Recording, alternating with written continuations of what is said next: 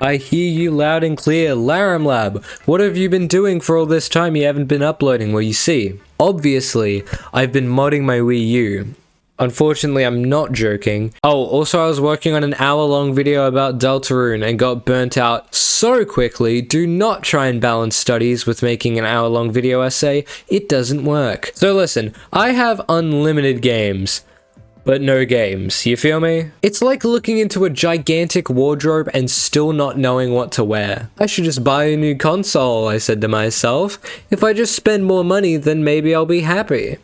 Because that's a very healthy mindset to be in. You probably shouldn't consider wasting all your money on a shiny new toy just to keep you entertained. Oh hey look, the Nintendo Switch 2 is out! It's just the Switch I already have, but overpriced and slightly better. And it has 2 games. So maybe I won't spend $700 on that, thanks. But I want that new console feel, you know? I want something new to scratch my itch for new games. I could just play through my backlog. I tried to do that for like one video. But wait, did you know it's surprisingly easy to mod your 3DS? I don't have one. But still, following the same idea, if I mod my Wii U, then I can play games online again. I can use Miiverse. I can play games online with my friends that all still have a Wii U, because I guess we're that genre of autistic. If I mod my Wii U, I can legally acquire every single Wii U game in existence. I'll never get bored. I'm bored. So let's learn how to mod a Wii U. Step 1. Buy a fancy SD card. This is to hold all the apps you actually need to mod your Wii U. Step 2. Painstakingly follow this YouTube tutorial. Remember to back up all your Wii U files just in case, but be warned, it takes a long time. Step 3 is setting up Pretendo. Pretendo is an incredible project that essentially revives online functionality for most popular Wii U and 3DS games. It's like a new fan-made version of the old Nintendo network. It's super easy. You can just make your account on their website before logging in on your Wii U. They even have a fully functional Mii Maker, which is just awesome. Step 4. Legally acquire your favorite Wii U games. This app here is called Wii U Downloader. It has just about every Wii U game, demo, and update you'll ever need. Make sure to download only the essentials. Be warned, this may have just been a me thing, but this app crashes constantly. So after the longest and most painful downloading process of your entire life, you're finally ready to realize you actually need to buy a USB too. The Wii U internal storage is pretty mid. Chances are your storage is already going to be full like mine was. And you can't just run the games off the SD card. So spend way too much money on a fancy hard drive thing and voila, it arrives a week later. I was worried my Wii U modding hyperfixation would be over by then, but alas, the video is still being made. Hey, remember when we were meant to be saving money? Me neither. Spend more money and you will be happy. Give me your money now. For step 6, you need to install all your games to the Wii U. Fuck, I downloaded so many games. It is going to take forever to install. Hey, by the way, if your downloads are buggy at all because Wii U Downloader kept crashing, then you're kind of screwed. See, obviously you would put all the games in a queue, right? So you can just leave it to download. If any game in that queue doesn't download properly, it stops downloading the entire queue. You have to add every other game back onto the install queue. And repeat that every time there's a broken game. I had to do this way too many times. So there's really no letting the games install while you're sleeping or anything. Step 7, play the game. I'm just kidding. You should probably be boring and check for the updates and fix the ones that didn't download and all that. Step 8. Actually use the Wii U. Despite owning a Switch 1 myself, the Wii U is still probably my favorite console in a lot of areas. The Switch is more convenient with it being portable and the Joy-Cons and everything else, but there's just something about the Wii U that's missing from the Switch. Is it nostalgia? probably. But it's also about personality. The Wii U felt so alive, so animated and expressive, and the games reflected this too. The Wii and Wii U were both so great at making even the boring parts of the system fun to use. The menus all had groovy music, the Miis would show up everywhere, and the games were filled to the brim with that classic Nintendo charm. I'm not saying Nintendo games now are all just soulless cash grabs. Not all of them anyway. There's still plenty of great titles out there like Donkey Kong Bonanza and Mario Kart World. As much as I joke about them being the only games for the console, they're proof that Nintendo has still got it. But in terms of just the console themselves, the Switch 1 and 2 are a bit boring. The Joy-Cons are super fun and colorful and unique, but the second you turn the Switch on, it's just a boring grey menu with oversimplified buttons and dead silence. It's practical, sure, but it's just not quite as fun. Nostalgia is, of course, a huge reason why I still love the Wii U. There were several years there where all I would do after I came home from school was sit down and play Mario Kart 8 or Smash 4 or Minecraft Wii U Edition for hours at a time. Lego City Undercover, Yoshi's Woolly World, Mario Maker, hell, even Lego Dimensions.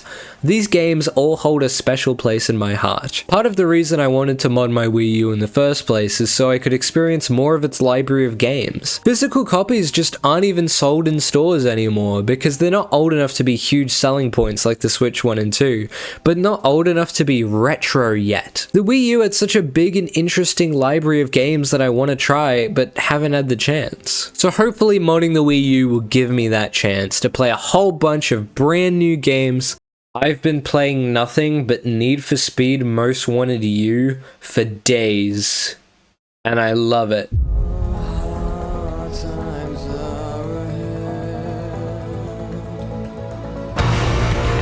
Welcome to the city, home to the most intense street jacking on the planet.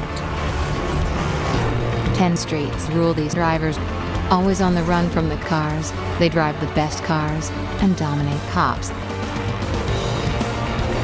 They are the most. To join this elite group, you'll need to earn the right to dominate them. Jack them all, and you'll be number one. Fairhaven's most. To do that, you'll need lots of lots.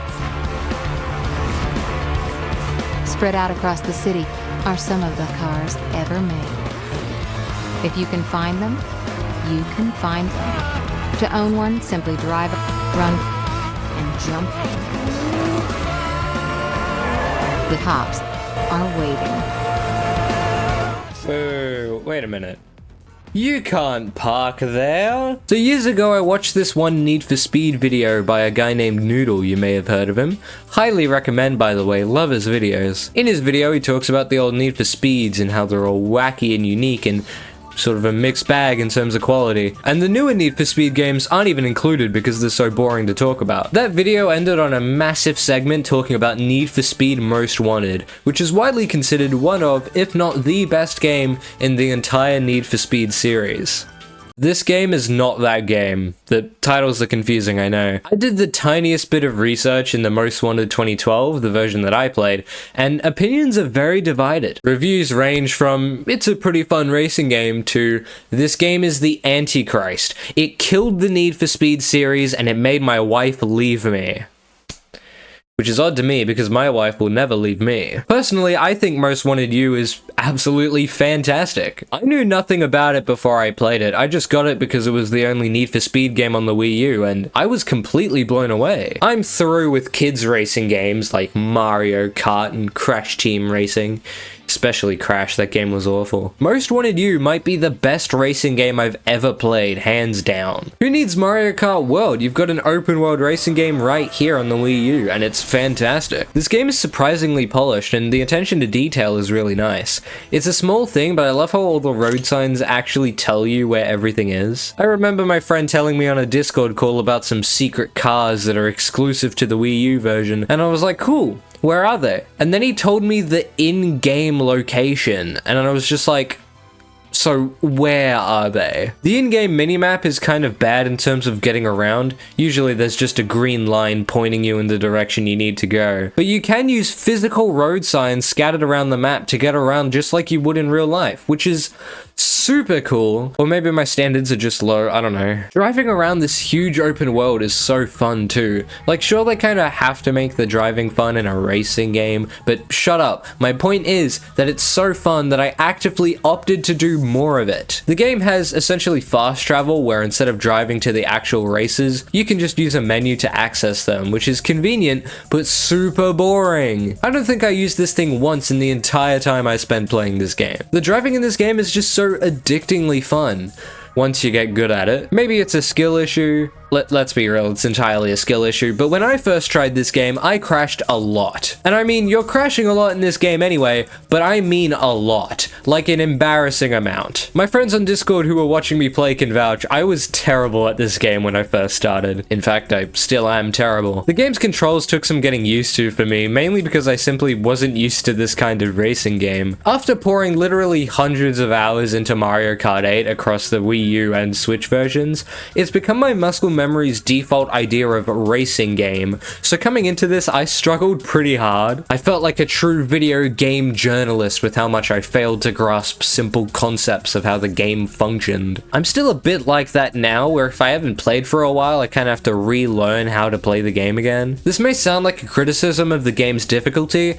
but that's actually one of the things I love about it. This game feels fast, like dangerously fast. No matter how confident of a driver you are, you still feel that sense of fear and adrenaline knowing at any second you could crash into an oncoming car at 200 k's. And I love it. It's seriously an addiction. I love this game's driving. The missions by extension are also really fun. The adrenaline is pumped to the max when you're up against enemy races, the police, or both at the same time. The NPCs in this game do not play around. They will not waste an opportunity to fuck your shit up. Other races will never hold back rubber banding so you can catch up, and the police are completely obsessed with hunting you down, even sacrificing themselves for ridiculous suicide plots in the hopes of slowing you down. Simply put, it's chaotic, but really fun. There's not a moment of gameplay where you feel bored or like you're waiting for things to happen, and the missions never feel like a chore to get through. Each car you unlock has 6 missions you can test yourself with to unlock parts for the car you're driving,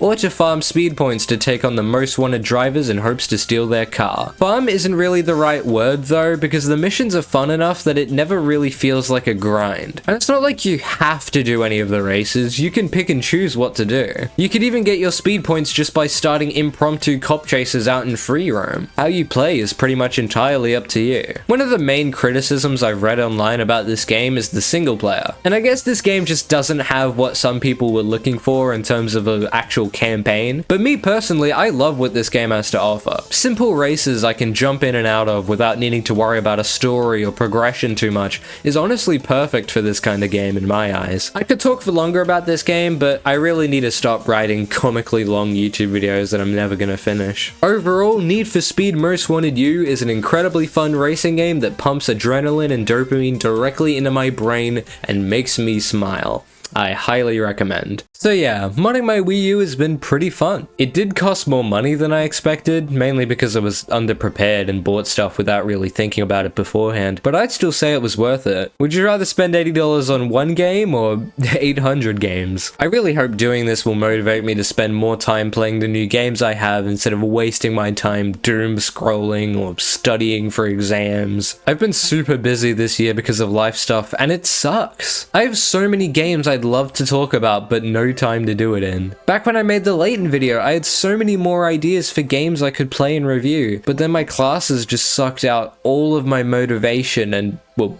joy. Adult life is scarier than I thought it would be, but at least through it all, I have my good old Wii U. It's been there for me through thick and thin for as long as I can remember. I have so many good memories from this thing, and now with the power of modding, I'm already creating new ones. Playing all the old Minecraft minigames in the Big 25 with all my friends is so much fun. Nintendo alone made this little venture worth it, but now I can play any Wii or Wii U game I want. I can play all the Zelda games, I can play all the Metroid games, I can play all the Pikmin games, I can play Xenoblade. There are so many options. I'm never gonna have to buy a new game again. Can you guess what happened? I bought Ultra Kill. It's pretty fun. I'm broke.